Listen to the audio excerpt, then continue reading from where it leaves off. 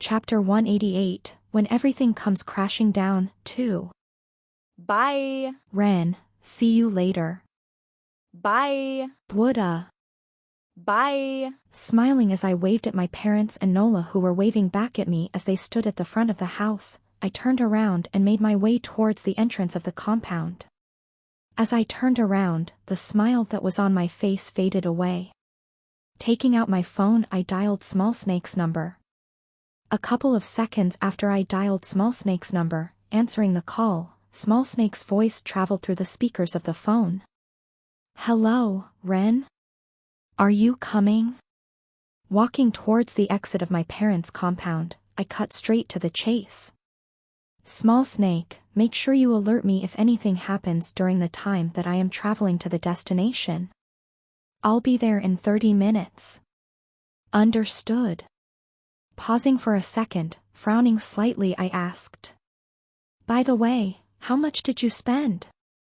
For the information gathering?" Yeah. The information gathering. I had previously asked Small Snake to gather as much information as he could get for the upcoming operation. I didn't specify the budget, and therefore I was unaware of much money was spent. The amount of money that I used to gather all of the information that you had asked totals around a couple of million TSSS. Hearing the sum of money that was spent on information gathering, I couldn't help let out a small hiss. That was a lot more money than I had expected, but in all honesty, it was necessary. From past experiences, I knew that information was key. Therefore, to thoroughly crush Matthew, I had to gather as much information as possible.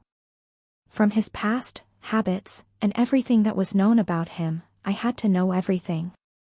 Although I knew a bit about Matthew from the previous Ren, I still didn't know everything about him. To know everything about him, I had to dig a lot. Hence the large sum of money spent. However, as I said before, it was worth it. Thanks to the information, I've learned a lot of new things about Matthew. They were extremely helpful in helping me get a better idea of who I was dealing with. With the information, I've also learned about his whereabouts of today a month prior to this day. This helped me thoroughly plan for today's upcoming operation. Hotel de la Morca. That was where Matthew was staying today. Holding onto my phone with my shoulder, I tapped on my watch and looked through the information Small Snake sent me with regards to the hotel.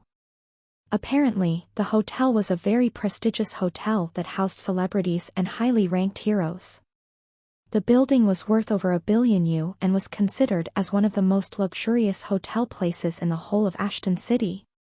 It had 88 floors, and each room cost an astronomical amount of money. Naturally, because of its fame and prestige, the security was pretty tight with many guards and security measures installed in the place. Fortunately, as I had invested my money wisely and have learned of this place from Small Snake, I managed to book a room in the hotel a month back. One that was close to Matthew's.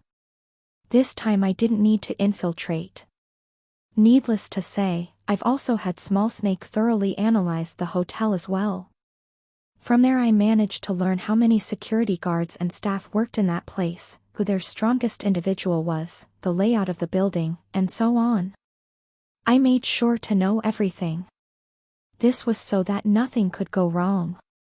Only by having a solid idea of who I was dealing with and what environment I was in that I could thoroughly be able to crush my enemy. Although it was expensive, money was merely a number that could be grown later. At the moment my priority was getting rid of one of my enemies. Thoroughly at that. "Hey, Ren, can you hear me?" Yes? I can hear you." Snapping me out of my thoughts, was Small Snake's voice as he asked. "Good, I wanted to ask, from the way that you've been speaking for a while, it seems to me that Matthew isn't your only target. Is there perhaps someone else we should be looking out for?" Without hesitation, I confirmed. "Yes, there is." "Do you have any idea of who she is? Any info on them?" Hearing Small Snake's question, I shook my head. "Unfortunately not. Regarding the demon that Matthew was contracted with, I wasn't sure of what rank he or she was, however, I was fairly certain that it was at most Viscount rank. From what I have gathered after thoroughly investigating Matthew thanks to Small Snake, I was able to find out that Matthew's talent was in fact A rank. This was excellent. This sort of talent could definitely attract Count rank demons, however, the reason why I was sure it wasn't a Count rank demon he had made a contract with was because a Count rank demon would have never have coveted my parents' guild. That sort of play couldn't be something that a Count rank demon would do, as they were usually members of the main clan and were extremely proud. Knowing this, I knew that they wouldn't stoop to the level of manipulating humans to gather resources for them. I could be wrong, and this could be an elaborate setup by the demons, but the chances of such a thing happening were low. Either way, it didn't really matter. Right now, whoever the demon backing Matthew was, she had no other choice but to give up on the notion of being able to battle me. With the curse having been forcefully broken, the extent of her injuries were severe. Extremely severe. Knowing this information, I was somewhat reassured about the whole operation. Of course, I did in fact have backup plans in case things went south, but I highly doubted that I would be forced to go to that extent. But you never know, there was a chance for everything, and I naturally had to make countermeasures for those events if the possibility ever presented itself. Thinking along those lines, I softly said to Small Snake as I switched the topic. Make sure you report to me if you see anything suspicious. If something does happen, just report it to me and do not do anything else. Are we clear? Hearing my voice, Small Snake reassured. Yes, I'll make sure to inform Leopold about it. Small Snake, I can't stress enough the do not part. Please don't do something stupid, understood? Understood. With Small Snake agreeing, I could rest assured. Good, I'll see you soon. Okay. Hoo. Exhaling as I ended the call and put my phone back into my pocket, I looked at the darkening sky in the distance and raised my hand. Taxi. A short moment after I called out for the taxi, a white car stopped before the road I was on. Opening the door of the car, I quickly got in and thanked the driver for stopping. Thank you. Although I could have used a simple app to get a taxi to come to me, I was old school and so I preferred getting taxis this way. Lifting his head up, the driver looked at his rearview mirror and asked, "Where to?" Without hesitation, I glanced at my phone text and casually responded. Hotel de la Morca in Avenue Street XXX. Understood. Nodding his head, the driver didn't ask any questions and directly pressed the gas pedal as the car slowly drifted towards the distance. Ha. I guess this is it. Leaning back and sitting comfortably on the seat of the car, I looked at the window and stared at the ever-changing scenery before me. Today was the day I washed away the previous Ren's regrets. Gah. Huff, huff. Panting heavily, with his elbow on a small glass tea table that only reached the height of an adult's knees, a handsome youth gagged as droplets of sweat kept pouring down from his body. How did it happen? Everything was going perfectly fine for him for the past few months. From almost bringing Galxicus to their knees to receiving awards after awards and helping his father's company, Matthew's life was sailing as smoothly as a newly sewn sail that operated with perfect winds. Everything was just perfect. However, all good things must come to an end, as out of nowhere Matthew found his body flung all the way to the other side of the room, crashing onto the side of the wall. Weakly wiping away a drop of blood that was dripping from the corner of his mouth, turning around, a black humanoid creature appeared not so far from where Matthew was as the glass of the building he was on was completely shattered. Standing on top of the glass, the black humanoid creature's eyes were dyed in a deep crimson color as endless bloodlust exuded from his body. As he stood there with his bare feet on top of the glass, the demon's eyes were fixated on Matthew, who was on the ground panting heavily. Weakly pointing at Matthew with his skinny black hand, the demon, which was in fact the demon that Matthew contracted with, glared at him and shouted. "You useless insect!" As he spoke, his croaky voice, which made it seem as if though it was about to break at any minute, drifted around the room. Noticing the demon's presence, flustered, Matthew spoke. "Viscount Avalon? What happened?" Ignoring Matthew as his skinny hand pointed towards him, Viscount Avalon once again angrily shouted. "You insignificant insect, it's all because of you. What have you done?" Taken aback, Matthew was slightly flustered as he raised his hands and said. What? I have no idea what you are talking about." "The curse. I am talking about the curse on the people that you told me to curse." "What about the curse?" "It's gone." Opening his eyes wide, Matthew exclaimed. "What?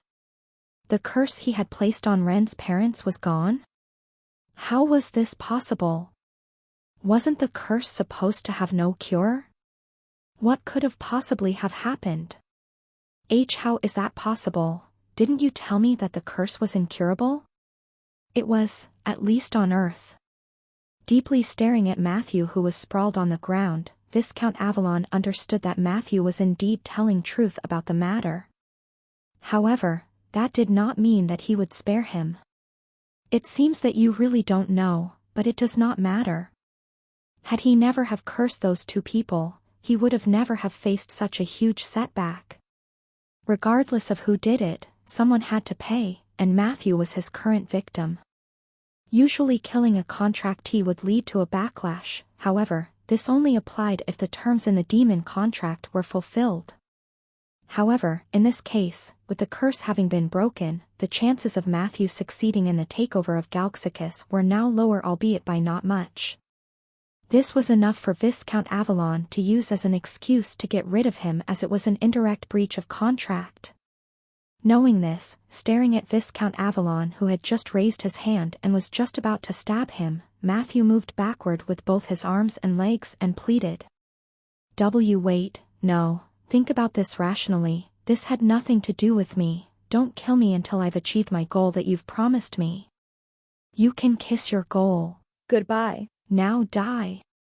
Just as Viscount Avalon was about to attack Matthew, his body suddenly froze as a black hand directly pierced through his body and black blood spilled all over the ground. PFTTT. Spitting out even more black blood from his mouth, Viscount Avalon could barely muster any energy as he weakly muttered. Who? Slowly and weakly turning his head around to see who had attacked him, Viscount Avalon soon spotted a black humanoid creature with two horns on his head and a large twisted smile on his face.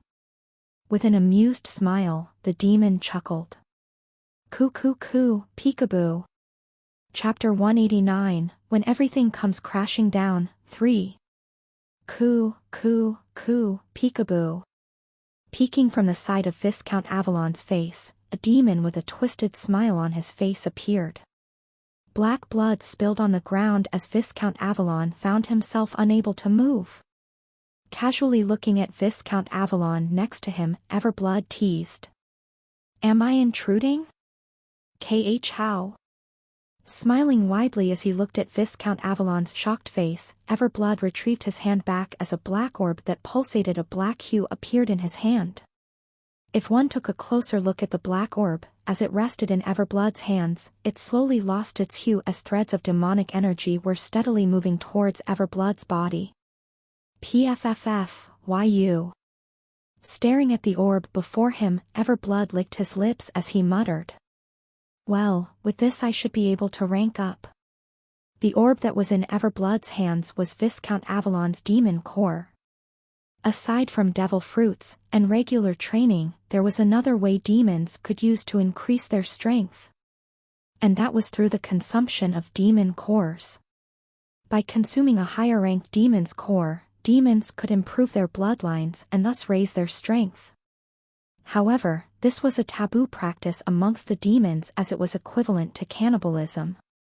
If a demon was ever caught killing another demon for the sake of their core, they would immediately be hunted down by the other demons and regarded as traitors.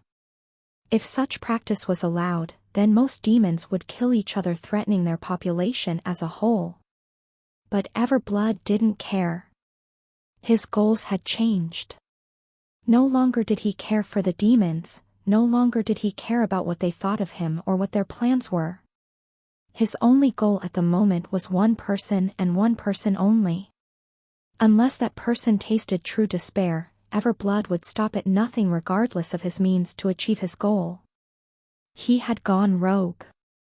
KH. Dully looking at Everblood as he laid on the floor motionless, with the last remaining energy he could muster, Viscount Avalon opened his mouth as he tried to say something. PHFFF. Unfortunately, the only thing that came out as soon as he opened his mouth was black blood as it spilled all over the ground. Turning his attention away from the core in his hand, Everblood leaned his ear closer towards Viscount Avalon's mouth. You have something to say. Last words perhaps? Struggling with all his might as his body rapidly shrank, Viscount Avalon muttered. Hi? Standing up, Everblood smiled. Why? Well, you are after all the demon that has placed the curse on the dear parents of someone who I hold very dear to my heart. How could I not follow you when I noticed that something happened to you? With Viscount Avalon being the one that placed a curse on Ren's parents, Everblood naturally paid close attention to him, borderline stalked him. And as soon as he was alerted about the fact that something had gone wrong with Viscount Avalon, Everblood dropped everything that he was doing as he followed him around. Although he wasn't aware of what was happening, how could he possibly let go of the opportunity before him? Noticing Viscount Avalon's erratic aura, Everblood knew that following him would bring him a precious opportunity. And he was right. With the demon core in his hand, he was now one step away from reaching the Viscount rank. Staring at Marquis Avalon, whose life force was quickly getting drained by the second, playing with the said core in his hand, Everblood's tone became serious. You laid your hands on something that you should have never have touched. Had you not touched them, you would have never been in this situati dash. Cod dash. Cutting Everblood mid-sentence, Viscount Avalon's body suddenly spasmed as his eyes suddenly became white. Letting out a pained scream, Viscount Avalon's body suddenly froze as he took one last big desperate breath of air. Coo. He had died. Staring at Viscount Avalon's dead body and then proceeding to look back at the core in his hand, covering his mouth as his body trembled, Everblood chuckled. Coo, what a delightful opportunity that you have presented me, Ren. Although he wasn't fully aware of what had happened, Everblood had a faint feeling that Ren was the one responsible for this mess. After all, he was the only one that was aware of his parents' curse. Who else aside from him could be responsible for this? With him being a polite demon, he naturally had to thank him. Just thinking along those lines made him uncontrollably laugh. What a truly delightful gift. Coo. As he was laughing, hearing a rustling sound coming from the corner of the room, Everblood turned his head towards the direction of where the sound was coming from, and his eyes soon paused on the figure of a youth in the distance. With disheveled hair and a panicked face, Matthew pointed towards Everblood as he flusteredly shouted. Why you, who are you? Staring at Matthew in the distance, putting the core away, the smile on Everblood's face deepened. Raising both of his hands in the air, Everblood casually said. You must be young Matthew. I've been wanting to meet you since a long time ago. I apologize for my tardiness. Taken aback, Matthew pointed towards himself. Me? How do you know me? Smiling, Everblood tilted his head. But of course I know you, after all, we share a common acquaintance. How could I not know you? Swallowing a mouthful of saliva, Matthew muttered. Ads by Pub Future. Are you perhaps referring to Ren? It wasn't hard for Matthew to be able to infer who the common acquaintance Everblood was referring to. After all, he had managed to overhear Everblood speaking his name from where he was.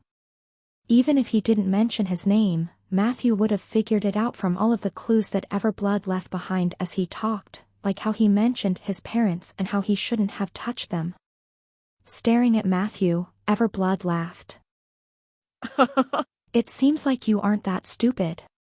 Staring at Viscount Avalon's corpse beneath him, Everblood pointed at it and asked. How about you leave this old fogey and sign a contract with me, eh? Taken aback, Matthew weakly asked. A contract, with you? Smiling, Everblood tempted, well, how about it? Don't you want to take revenge on the person responsible for all of this? Revenge? Yeah. Take revenge on the one that caused you to fall this low. If you work with me, I'll show you the grandest of spectacles, what do you think? Revenge on Ren? Yes. Now that he thought about it, none of this would have happened if not for Ren. Had Ren not found a way to cure his parents, he would have still comfortably been relaxing in the hotel room enjoying his new life. Yet, now, because of what happened, he had lost everything. With Viscount Avalon dead and his contract now gone, Matthew knew that he would soon find his body slowly rot as a consequence. With Viscount Avalon forcefully making him digest pills and feeding him devil fruits that contained demonic energy, Matthew knew that he could no longer live as a regular human like before. Without the contract, he would be a fugitive and be forced to hide like a rat. He could no longer live the life that he was living right now. He didn't want this. Everything that he worked so hard for just got ruined because of one man. Gnashing his teeth, Matthew hatefully muttered. Ren. Seeing Matthew's current state of mind, Everblood smiled. You've got to make this quick, by now someone must have noticed that something was wrong, after all, this idiot here came straight through the window. Staring at Everblood with red eyes, Matthew slowly muttered. Okay, I agree. Hearing Matthew's response, smiling widely, Everblood clapped his hands lightly. Congratulations, Matthew, a lot of fun will await us in the future. Just as Everblood was about to hand Matthew a contract, sensing something, he looked in the direction of the door with pity as his body slowly melted with the environment. Ah, it seems like someone is coming. Not long after, with a large bang, an elderly man urgently walked into the room as he frantically looked for Matthew. Matthew! What's happening? I heard the sound of glass breaking. I've talked to the hotel security and they will be here in 5 minutes. Looking towards the direction of the door, Matthew soon exclaimed. Dad! Glancing around the room, a look of shock appeared on Matthew's father's face as his eyes remained fixed on the black humanoid creature that was on the floor. What's going on here? What is a demon doing on the floor? Did you kill it? Calmly staring at his father as his eyes flashed, Matthew smiled as he nodded. Yes, I did. Opening his eyes wide, Matthew's father exclaimed. You killed a demon? That's my son. Taking out his phone and turning around, Matthew's father quickly tried to dial a number as he moved frantically around the room. Where is my phone? I've gotta call the media, the press, and everybody. I have to let them know that my son killed a demon. Our guild's fame will skyrocket and so will Matt PFFFFF. Just as he was about to make a call, out of nowhere, red blood spilled on the ground as Matthew's father opened his eyes wide. Weakly turning his head to the side, the phone in his hand dropped as he dumbfoundedly muttered. Matthew. Smiling, Matthew pulled his hand away from his father's body as blood splattered all over the floor. Caressing his father's head, Matthew gently laid him down on the ground as he softly said. Sorry, Dad. I really wanted to stay with you a bit longer but I really had no choice. With his eyes wide open, Matthew's father, Bernard Bartley and guild master of a gold-graded guild, ranked hero, looked at his son in shock as he weakly muttered. Why? Hearing his father's question, the smile on Matthew's face disappeared as his face twisted savagely. Why, you ask? Did you just ask me why? Looking towards the ceiling, Matthew laughed out loud as he proceeded to look back at his father. How pathetic. To think that you don't even know your own wrongdoings? Do you think I wouldn't know why Mom killed herself? Pausing for a second, Matthew grabbed his father by the collar as he shouted. You think I wouldn't know? Weakly looking at his son who was shouting at him maniacally, Bernard weakly muttered. KHH, what are you talking about? Glaring at him, Matthew's voice raised a few pitches. Don't feign ignorance with me. She killed herself because of you. Mom killed herself because of you. Ever since young you've done nothing but instill your ideals to me, countless times you've beaten me and Mom, yet, I never fought back. Why? Because Mom was with me, my young self was somehow able to get through your harsh beatings and scoldings, but, you killed her. Because of you I was forced to betray the ones that I held dear to my heart just so that I could kill you in the most pathetic and humiliating way. Grabbing his father by both collars once again and dragging his father's face towards his, Matthew shouted as spit flew everywhere. How dare you? You are the cause of everything, this is because of you and your stupid pride. I am the monster that you have created, I am your sin. I am the creature that your greed and pride has created. I am the reason for your death. Staring at Matthew who had lost all sense of reason, Bernard weakly muttered. I'm sorry, Matthew. Seeing the state of his son, Bernard could only apologize. Listening to what his son was saying, he knew that everything was his fault. He knew that this was a result of his greed. Although Matthew may have not noticed, a year after his wife's suicide, Bernard realized how lonely it was at the top. He missed his wife's cooked meals. He missed her beautiful smile that she would direct to him despite how harsh he was on her. He missed her. It was only after a year that he realized his mistake and he broke down. He realized how much of a scum he was. He tried to make amends for it. Although he knew that what he did would never make amends for what he had done, he at least wanted to treat Matthew better. He stopped forcing his ideals on Matthew and stopped beating him and scolding him like he used to before. He tried to shower him with as many gifts as possible. But before he knew it, Matthew changed. Matthew became more obedient and more excellent, he started excelling in everything, and naturally, Bernard was extremely proud. Without realizing it, he had changed into his ideal version of what he wanted Matthew to be. He thought that Matthew had finally accepted him and forgiven him for his sins. However, as he lay on the cold floor staring at Matthews who was glaring daggers at him with pure hatred written on his face, Bernard knew that he had been wrong this whole time. With every breath he took, Bernard could feel his consciousness slowly becoming fainter and fainter. As he slowly found his life draining away from his body, Bernard knew that he was merely paying for his sin. This was the price he had to pay for being too greedy. As Bernard's consciousness was on the verge of extinguishing, taking one last look at Matthew, he worded with his mouth. I'm sorry and I love you. Shortly after, his heart stopped as his body rested on a massive pool of blood. Hoo! Feeling his father's heart stopping, letting go of him, Matthew exhaled. Nodding his head, Matthew gently caressed his father's cheeks as he softly said. Yeah. I'm sorry too, I'm sorry for the fact that I couldn't have made you suffer more. Slashing his hand upwards, Bernard's head detached from his body as Matthew stood up and spat. Rot in hell, you bastard. Sitting on the red sofa of the room, with his legs crossed, Everblood continuously clapped his hands as an amused look appeared on his face. Coo, even though I wanted to leave, how could I possibly leave when I am being presented with such a beautiful display of raw emotions? I liked it very much. Bravo. Closing his eyes, Matthew extended his hand in Everblood's direction and exhaled. Hugh, give it to me. Raising his brows, Everblood teased.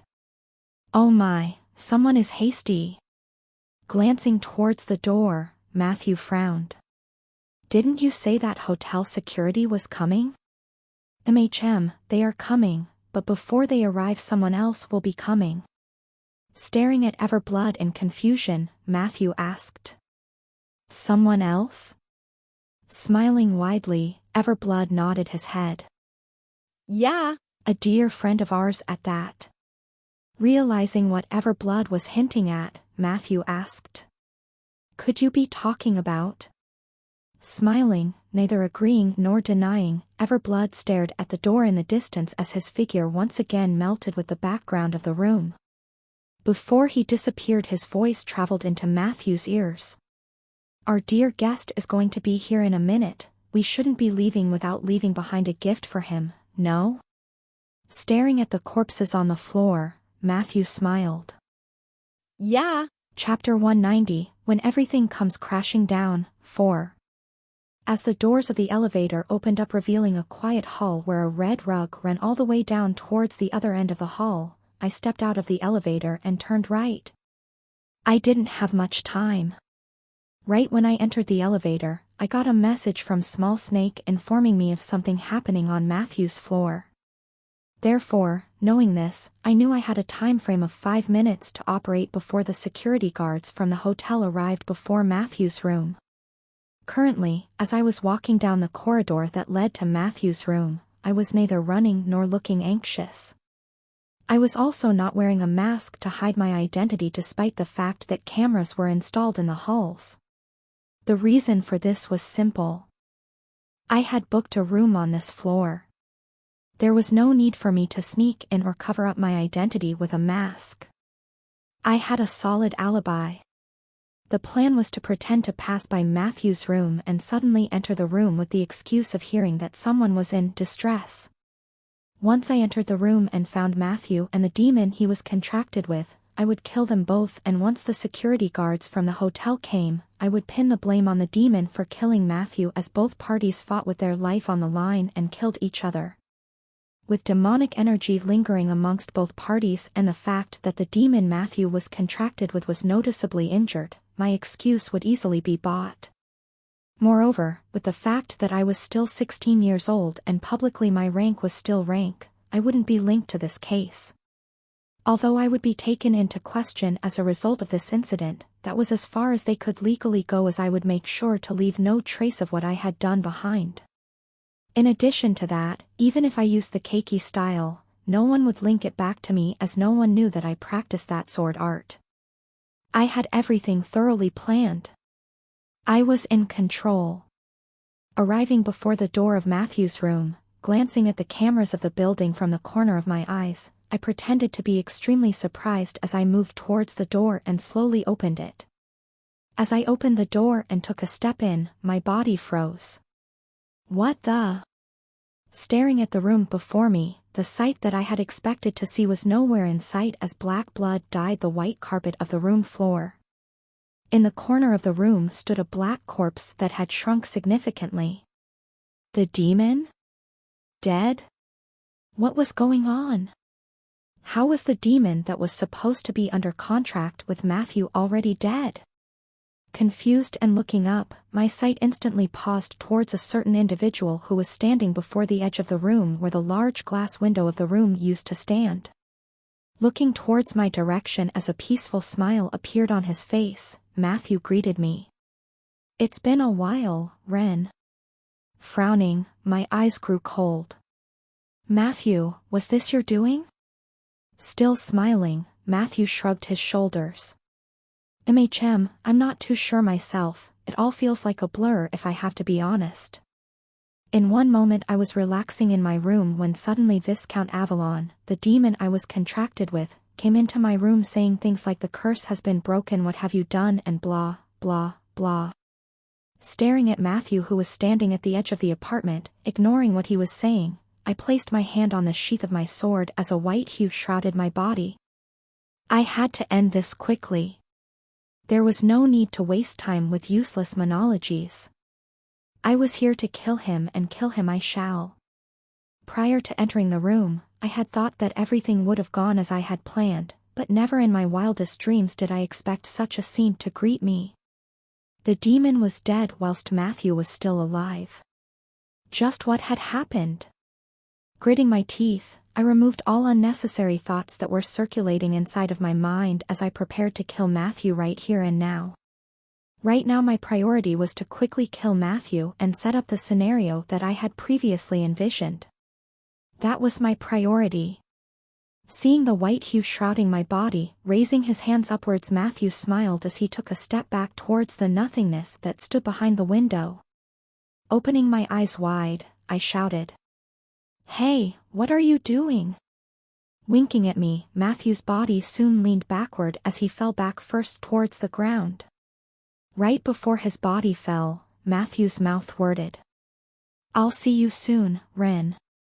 Blankly staring at the area Matthew used to be standing, quickly regaining myself from the stupor, I immediately rushed towards the edge of the apartment and looked down towards the outside of the window. Did Matthew just kill himself? No. This could not happen. The cameras already knew that I had entered the room, therefore if they managed to identify that Matthew had killed himself after I had entered the room, things would become extremely troublesome for me. As I looked towards the bottom floor from where I was standing, to my shock, I couldn't find any trace of Matthew. Nothing?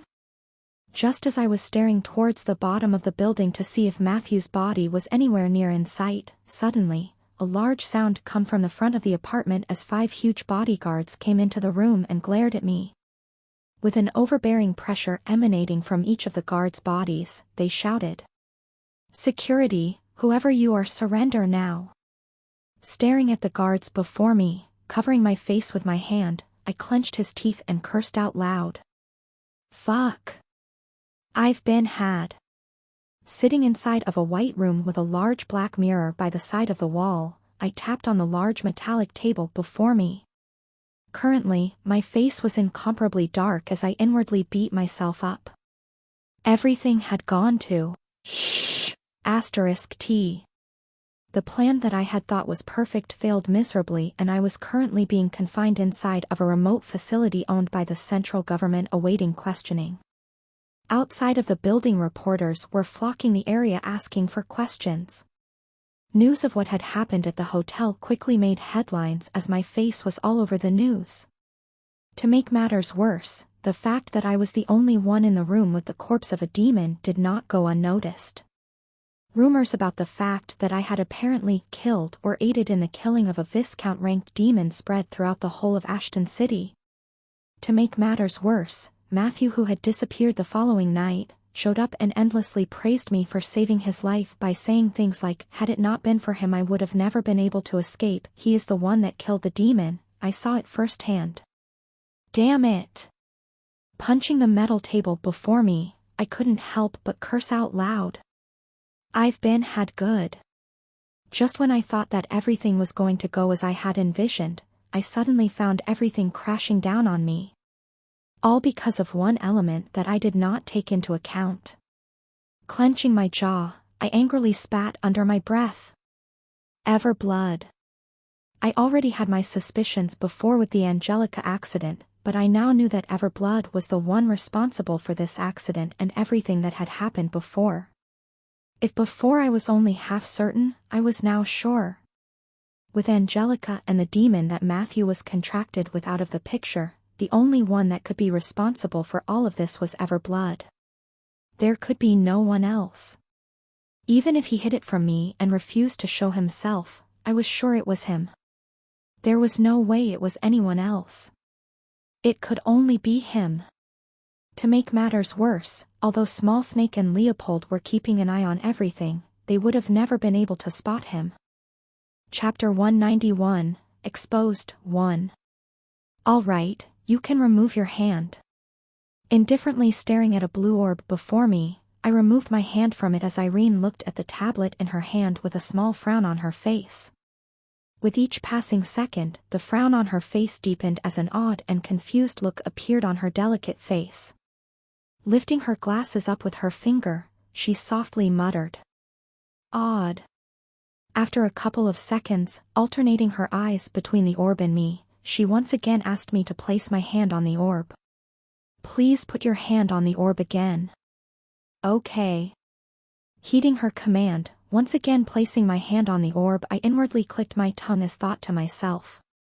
TSK, how useless. The orb before me was called the Talent Assessment Orb. A dwarven artifact that measured the talent of an individual. Although the relationship between the humans and the three races wasn't the most ideal, trades between them still happened, as dwarves required a lot of resources to develop their artifacts. The Talent Assessment Orb was an orb that the dwarves had created and developed with the goal of assessing an individual's talent. By measuring the general structure of the body from the veins to muscle fibers as well as mana proficiency and mana affinity, the orb was able to determine the talent limit of a person. In general, the test was fairly accurate with more than 99.98% of cases reaching their dictated talent limit. For the 0.02% of cases where the artifact was inaccurate, generally, it was only by a margin of error of 1 rank. Meaning that if the orb dictated that someone's talent was D rank, there was a 0.02% chance that their talent could be C. However, such occurrences were rare. Furthermore, aside from that, there really haven't been any cases where the artifact was wrong by a large margin. At least as of yet. Once again staring at her tablet and then proceeding to look at the orb that was beneath the palm of my hand, Irene muttered. Is the device perhaps malfunctioning? Typically, once someone placed their hand on the talent assessment orb, the orb would immediately change color depicting their talent limit. Yellow, G. Green, F. Orange, E. Red, D. Blue, C. Purple, B. Gray, A. White, S. Pink, SS. Black, SSS. Those were the different colors that the orb would display upon someone touching it. However, as she looked at the orb that I was currently touching, she couldn't see any changes in color as the orb did not light up. Was the artifact perhaps malfunctioning? Though extremely rare, such cases were not unheard of. Placing her finger on her ear where her earpiece was, Irene softly muttered. Sir, we've got a situation. It seems like the talent assessment orb is malfunctioning. Yes, it seems to be that way. I haven't tested it myself, but the looks of things it really seems to be broken since everything else is working fine. Understood, yes. Staring at Irene, who was obviously speaking to a higher-up, I tried to eavesdrop on their conversation. Since the conversation was related to me, it was only natural that I was curious. Unfortunately, as the earpiece was stuck in her ear, I couldn't hear what she was talking about and thus could only give up. Either way, although I wasn't able to properly listen to their conversation, from what I've gathered it seems as though they wanted to replace the talent assessment orb. Realizing this, I shook my head. Unfortunately for them, the results were going to be the same. With me having consumed the seed of limit, the artifact was no longer capable of assessing my talent as it was beyond its scale. Therefore, why the orb wasn't reacting to my touch. The efficiency of the central government was high. After Irene took the call, not long after, a man wearing a black suit came in holding onto another similar-looking orb to the one that was before me. Replacing the old one with the new one, the man did not stay for long as he nodded his head in Irene's direction and directly left. Seeing that the orb was once again set up, Irene once again took out her tablet and instructed. Okay, place your hand again. Smiling, I moved and placed my hand on the orb. Sure. Again the orb did not light up. What? Seeing the orb not light up again, Irene directly moved towards the orb and placed her hand on it. This time she wanted to test it herself. Previously she had not done this because she genuinely thought that the orb was broken. However, seeing a similar reaction from the second orb, Irene knew that something was up. And she was right. As soon as she placed her hand on the orb, it quickly turned yellow, indicating to me that her talent limit was G rank. Staring at the yellow color being displayed on the orb, lifting her head and looking at me, she asked, Are you human? Hearing her comment, my mouth twitched. I think I am. Then why is this not working? Is your body allergic to the orb or something? How should I know? What kind of logic was this? Allergic to the orb? Just what was going on through her head? Looking at me with a complicated look on her face, Irene turned around and moved towards a secluded area of the room as she said, "Give me a second." All right. Sigh. Nodding my head, another sigh escaped from my mouth as I stared at the orb before me. At this point, we were just wasting time. Regardless of what they were going to try, they were never going to be able to measure my limit. This was what the seed of limit did. Unfortunately, I could not say this out loud, resulting in this situation.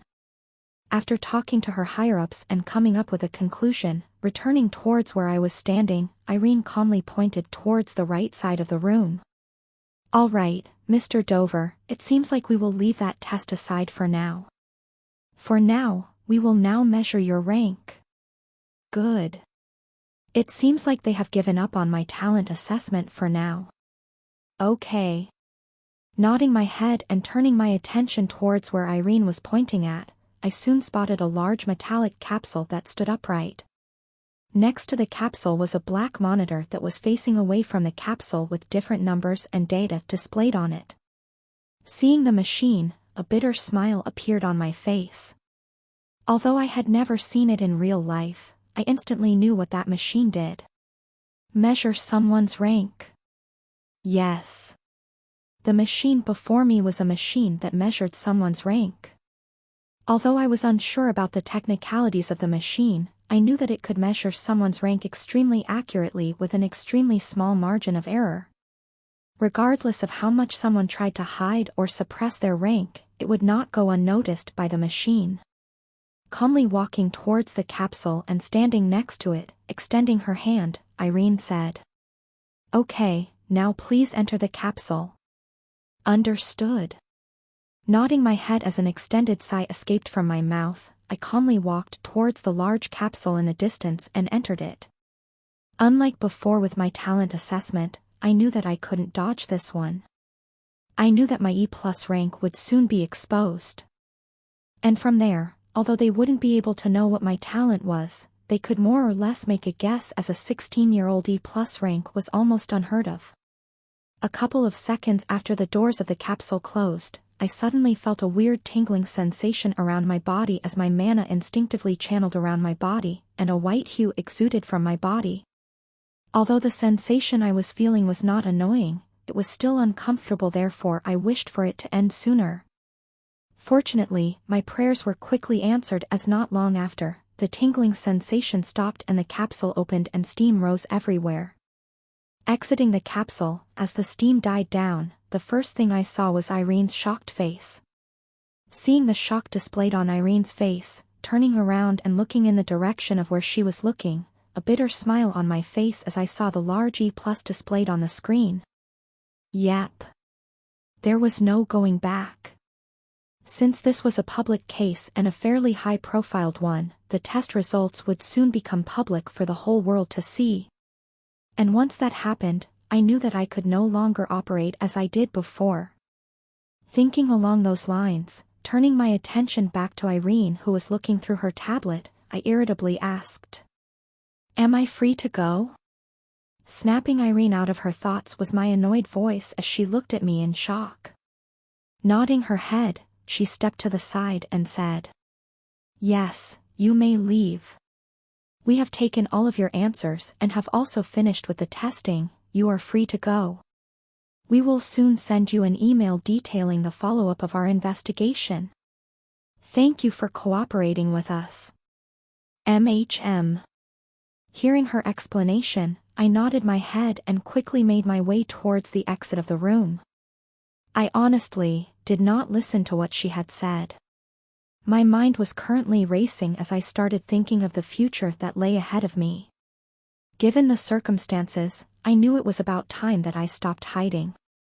Staring at Ren's figure leaving the hall, tapping on the earpiece in her ear, Irene softly said, Sir, the results came out, the student's rank has been determined to be E+ rank. Seconds after Irene spoke, a deep voice filled with authority echoed in her ear. According to the reports, the student's talent should be assessed as D rank. No? But given his E+ rank, that does not seem possible. Looking at her tablet and scrolling through the profile of the youth named Rendover, Irene calmly nodded her head and responded. Yes, I also understand that his talent cannot be D rank. However, even after switching the artifact with a new one, the orb doesn't light up. Pausing for a second as her brows knit together in a frown, she asked. What should I write in the report? S rank with the possibility of it being higher. Hearing the response, Irene became slightly flustered. SS class potential with the possibility of it being higher. We were talking about S class here. This was a 1 in 100,000 kind of talent. Moreover, from the way her boss spoke, it seems like there was a possibility of his rank being even higher than that. How absurd was that? Yes, put that. Forcefully trying to calm herself down, Irene worriedly asked. Is that really okay? If the results turned out to be false, the whole of the central government would become the laughingstock of the human domain.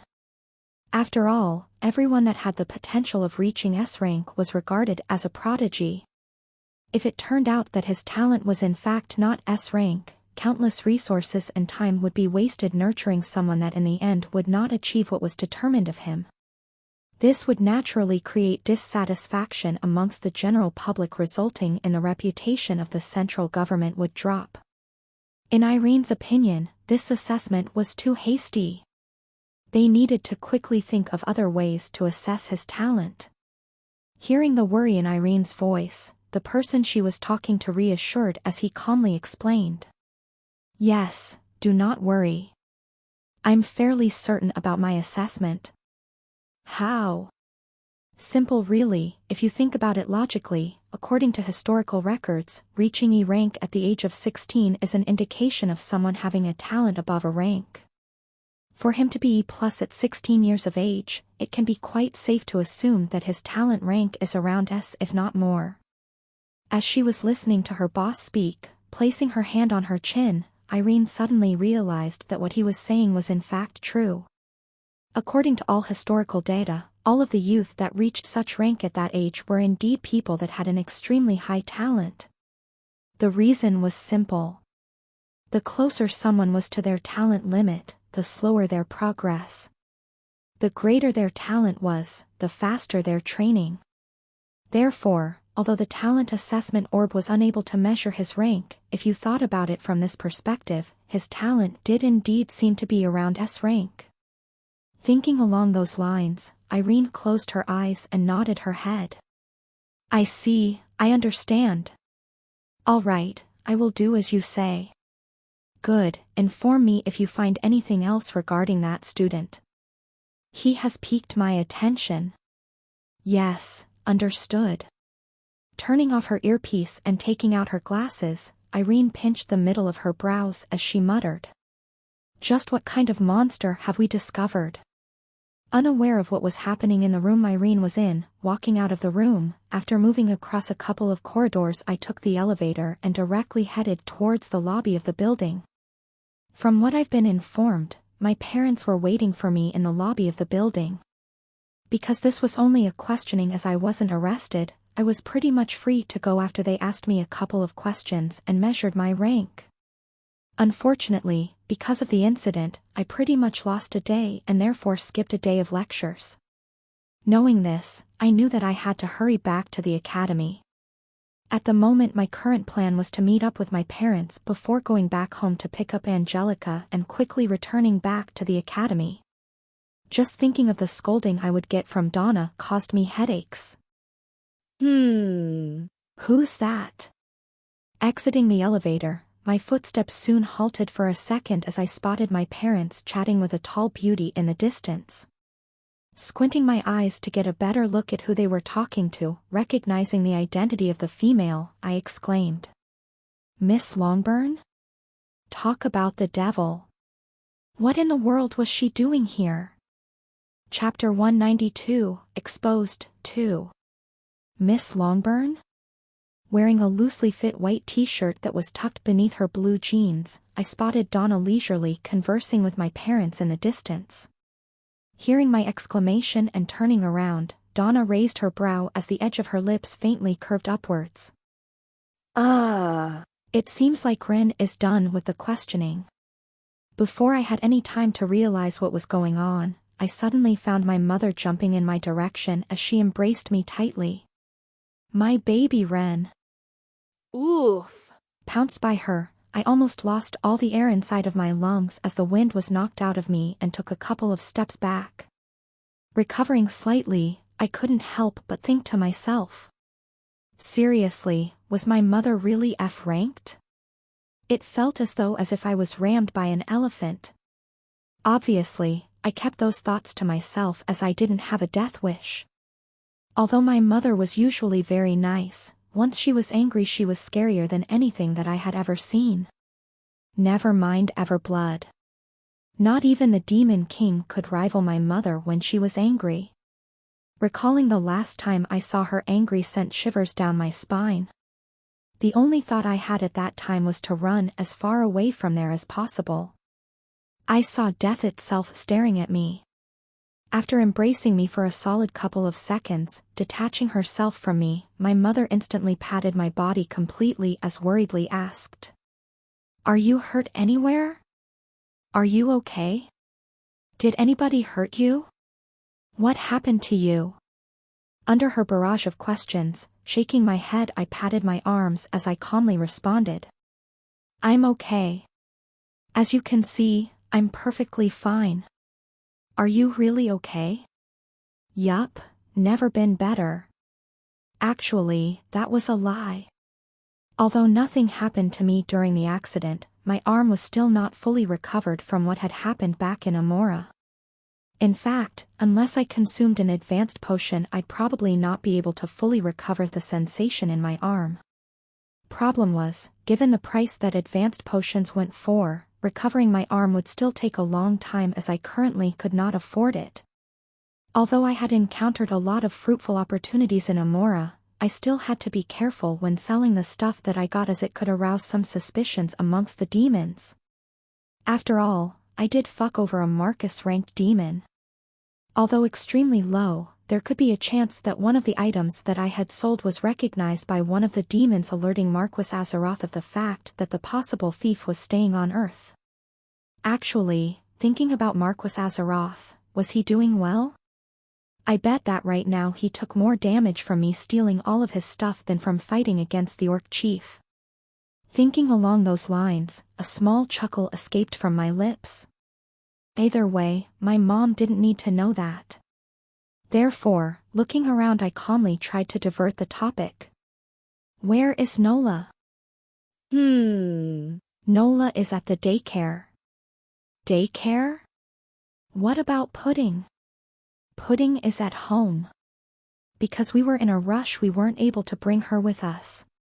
Nodding my head, I glanced towards Donna in the distance and asked. I see, so what's going on here?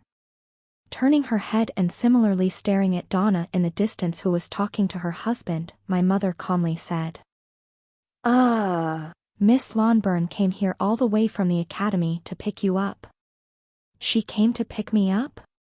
Yes, you have a very kind teacher, don't you? Yeah. Recalling all of the beatings I took from her, I awkwardly nodded. In a way Donna was a good teacher as she cared a lot for her students, however, in this case, the reason she showed up probably was because of another reason. Placing my hand on my chin, I fell into deep thought.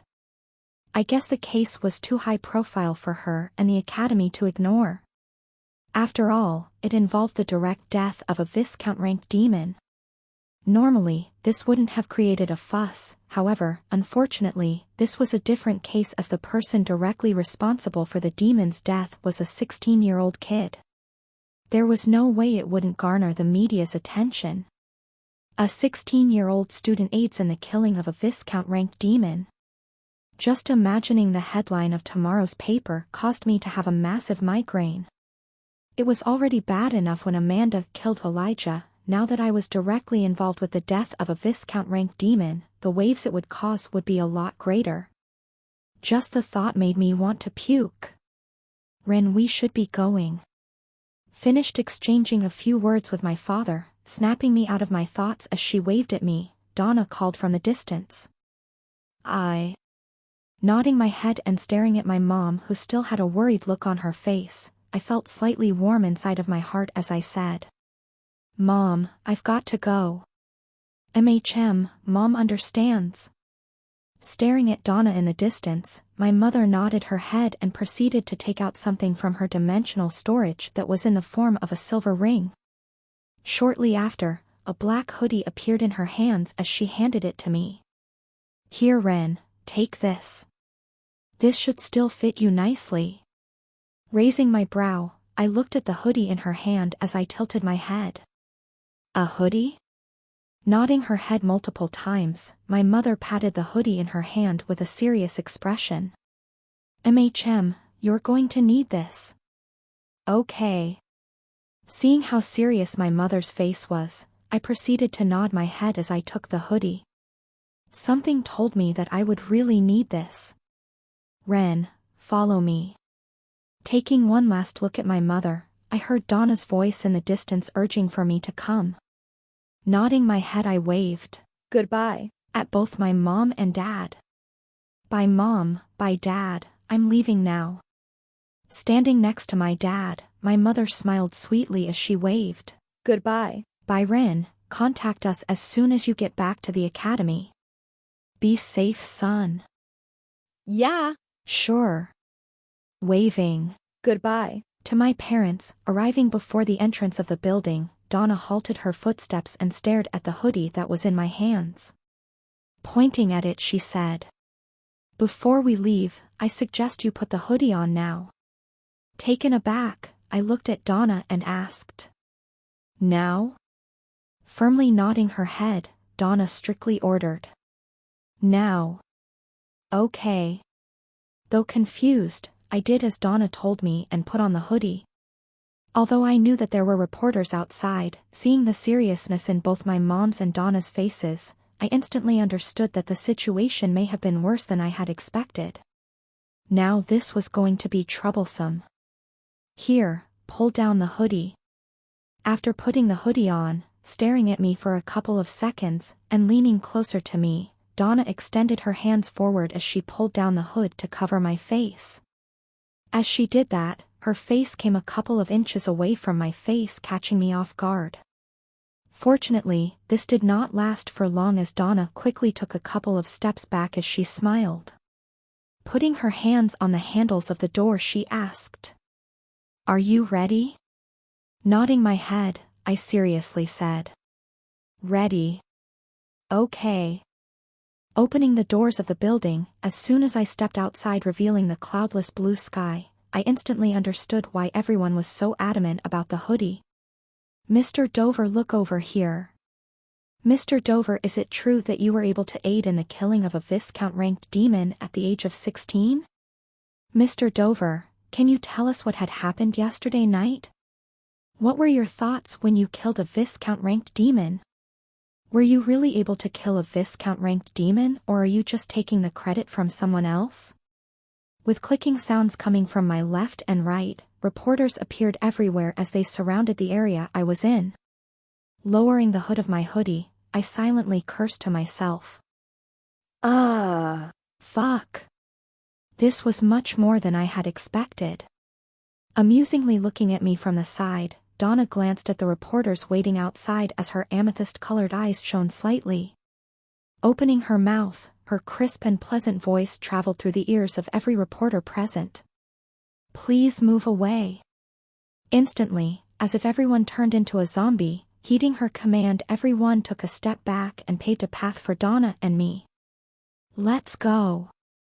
Staring at the scene before me with my mouth wide open, I reminded myself to never get on her bad side.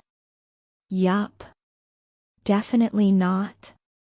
Just one word from her and I would find myself becoming her puppet, What a scary woman. Unaware of my thoughts, I followed Donna towards a rather secluded area. Halting her steps and taking out a black helmet from her dimensional space, Donna calmly walked towards a black bike. Hopping onto the bike and patting the seat behind her, she calmly said, "Hop on." Staring at Donna for a couple of seconds as my mind froze, I opened my mouth as no words escaped from my mouth. Seriously? Putting her helmet on, Donna turned her head in my direction once again and asked, "Where do you want to go, your place or the academy?" Staring at Donna dumbfoundedly, an extended sigh escaped from my mouth. Sigh. Did she seriously not understand the struggles that I was going through? Although my mental state was much stronger than back when I had just arrived at the lock and therefore could now resist her charms, that didn't mean I was completely free from otherworldly thoughts. In the end, I could only forcefully freeze my heart completely as I tried to remove all unnecessary thoughts from my mind. After I managed to calm myself down, I suggested, "Let's go to the academy." My original plan was to go back home with my parents to pick up Angelica and bring her to the academy with me. But it seems like I will have to scratch that plan. I'll let Angelica stay with my parents for the week, I'll pick her up next week. In a way, this worked out better as Angelica needed to break through to Viscount rank anyway. If she did it at the lock, she would quickly get exposed as she wouldn't be able to suppress the demonic energy inside of her body. Therefore this somehow worked in her favor. Plus, in the meantime, she could protect Nola and my parents. All right, hold on tight.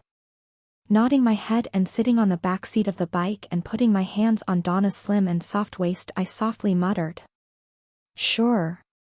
Shortly after, the bike slowly picked up speed and sped into the busy streets of Ashton City. Chapter 193, All Eyes on Me, 1. With my hands on Donna's waist, I turned my head to the side and stared at the cars beside us that were slowly getting surpassed by Donna, who was zigzagging around them at extreme speeds. With the speed that we were going, I would have normally been scared. Shh! *less. However, knowing that a ranked hero was the one driving, I knew that I was in safe hands. Furthermore, my mind at the moment was currently racing as I tried my best to not be affected by Donna's seductive art. Although she wasn't actively releasing it, just standing close to her almost made me lose composure multiple times.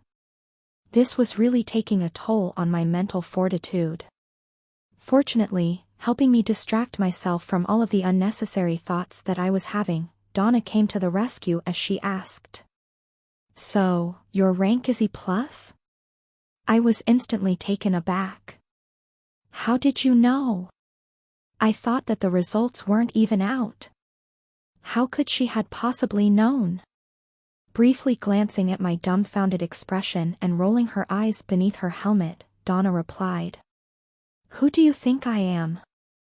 "Right, sorry I even asked." Instantly realizing my mistake, I apologized. Why did I even need to ask? Given Donna's reputation as a ranked hero, it was only natural for her to be able to get access to the information before it was released. As soon as my rank was measured at rank, without a doubt she got notified of this. Therefore, I knew that I could no longer get out of this situation. Even if Duna didn't get the results immediately, she was bound to find out, given that the data would soon be updated on the investigation report. Yup. The more I reminded myself of this fact, the longer my sighs became. After a while, stopping before the red traffic lights, Donna glanced at me and scrutinized my body closely for the first time since leaving the building. If your rank is E+, then something really doesn't seem to add up. What doesn't add up? Smiling beneath the helmet, Donna calmly analyzed as she asked, "How can your talent assessment possibly be D rank when you're already almost close to that rank? That shouldn't be possible, right?" Hearing her statement, I feigned ignorance. "I don't know, maybe the orb was malfunctioning? It's not like I could say I had limitless talent, no?" Sadly, my acting was unable to convince Donna, who continued. Judging from how calm you are, most likely you already knew that your rank was not D from the very beginning, aren't I right? If the talent assessment orb really malfunctioned, Rin should have easily been able to notice that something was wrong when the orb. He was E+ at the moment. Only someone stupid could tell that his talent assessment was wrong. The more Donna thought about it, the more certain she was about the fact that I knew that my talent was not D rank all along. Thinking along those lines, Donna triumphantly smiled. Although you may be able to trick others, you won't be able to trick me. Hearing Donna's conjecture, I shut my mouth and did not respond. I shall rightfully plead the fifth. Since anything I said could potentially reveal clues to my limitless talent, I may as well just not talk. Although most of my secrets were laid bare to the world, it was still better to hide the existence of the seed of limit. After all, you never knew how humans behaved. Furthermore, given my rank and talent assessments, there was a high chance I would be targeted by the monolith and the demons. Not that it matters as much anymore. Unaware of what was happening, snorting, Donna's lips curved as she proceeded to stare at the street ahead of her. I won't ask since it's none of my business, but I do warn you. Pausing for a second as her voice turned cold, Donna threatened. If for whatever reason you were hiding your strength and rank had to do with demons or anything that would jeopardize the school reputation, I will make sure to get rid of you personally. Feeling the coldness in Donna's voice, I firmly nodded my head and responded. Understood. Smiling, speeding up the bike, Donna softly mumbled. Good, I hope you don't betray my trust. Following that, along the way back to the academy, neither Donna nor I spoke a single word as we silently made our way back to the academy. Donna wasn't the type of person to pry about her students' past, given that everyone had their own secrets they couldn't share. Kevin included. Moreover, given that I wasn't a villain as no demonic energy lingered in my body, Donna hoped that I wasn't someone that had bad intentions towards the academy. After all, she had gotten quite attached to me these past few months. With all of the training sessions we had together, it was only natural that this happened. To Donna, it would really be a pity if it turned out to be someone who worked for the demons. Stopping right before the academy, Donna took off her helmet. Her black hair gently cascaded all the way down her shoulders as a result. Turning her head around and glancing at me, she said, "We're here, hop off." Nodding my head, I jumped off the motorcycle and took off the helmet that was in my head. Thanks, here. Extending my hand, I handed the helmet back to Donna, who calmly took it back and reminded me. Thanks, make sure you are not late tomorrow. As I was putting the helmet back into her dimensional space, not so far from where I was standing, putting her hands on the handles of the bike, Donna calmly waved. Goodbye. To me. All right, that's enough of that for now, I'll see you in the morning. Once again, do not be late. Understood. Nodding my head as a defeated look appeared on my face, I watched Donna's figure leave in the distance. Shortly after, I turned around and slowly made my way back towards my dorm. If not for Donna reminding me, I probably would have forgotten about the fact that tomorrow I had a training session with her early in the morning. Recalling all of my past experiences with her, I sighed and softly muttered. I really don't feel like getting a beating. Who is the mysterious youth that aided in the defeat of a Viscount-ranked demon? Is this the rise of a new prodigy? Breaking news, according to reports, the youth's name is Rendover, and is currently studying at the Lock, the #1 academy in the human domain. From current police reports and data released by the central government, we may have found the next prodigy. With a staggering rank assessment at E+ and turning off the TV as a photo of me wearing my school uniform appeared next to the male anchor reporting the news, I massaged my forehead. Not long after, I sat down on the sofa of my dorm and once again massaged my forehead as I felt a headache coming my way. Calmly staring at the window of my room, I muttered. I guess the cat is now officially out of the bag. The whole world now knew of my talent and rank. My parents included. Without a doubt, my peaceful life was now gone. Thinking thus far, I sighed and stood up. I need to take a breath of fresh air. Opening the door that led to the balcony, I calmly walked towards the edge of the balcony where a handrail made out of granite stood. Placing both of my elbows on the handrail of the balcony, I calmly looked at the academy before me. I guess this is it. Overlooking the academy campus from the balcony of my room, I brushed my hair to the side. News of my exploits had already made waves throughout the whole human domain, and although I was able to enter the academy fairly unnoticed thanks to Donna, I knew that tomorrow my once peaceful life would be gone. I really had mixed feelings about this situation. Although the fact that my talent and rank were exposed to the world was very inconvenient as it would definitely create a lot of enemies for me.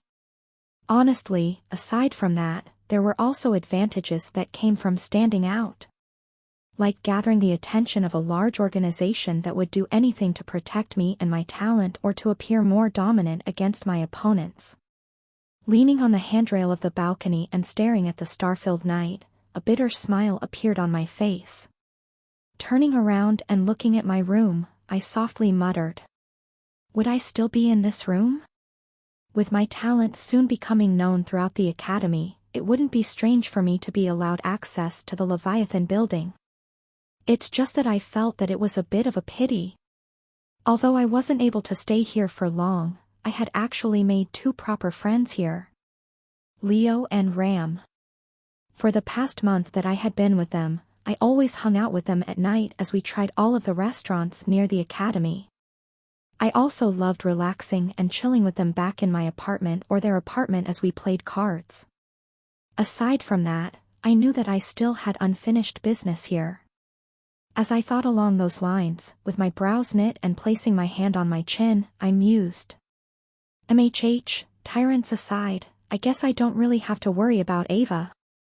With me having already established a relationship with Ava, I didn't necessarily need to be in the same building as her anymore. After all, we were in the same class. Even if I moved away from her, I could probably still interact with her like usual. Thinking along those lines, I sighed in relief.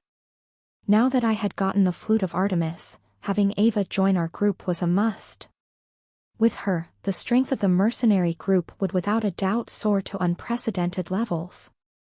Placing my hand on my chin as I frowned, I looked at the star-filled night and muttered. I guess, that now leaves me with the 5 tyrants problem. Should I remove them or should I leave them alone once I left? PFFTT. Chuckling to myself, I shook my head as I looked at the lamps on the campus grounds that shone and illuminated the asphalt roads of the academy. Who was kidding? Regardless of the fact that I may soon leave this building, I was still dead set on removing them. That goal did not change. And that was because of a couple of reasons.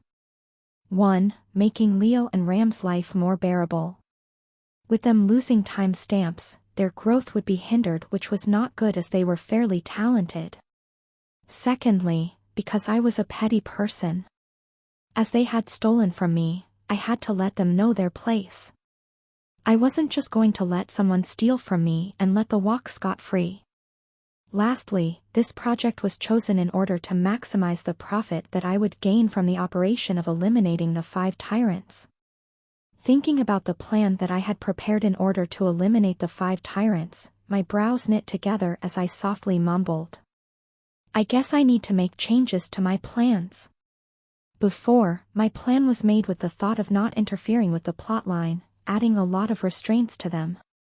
But now, staring at the darkness in the distance, a soft smile appeared on my face.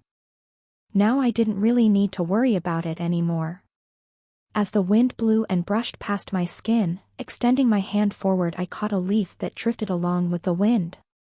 Staring at the leaf in my hand, I softly muttered.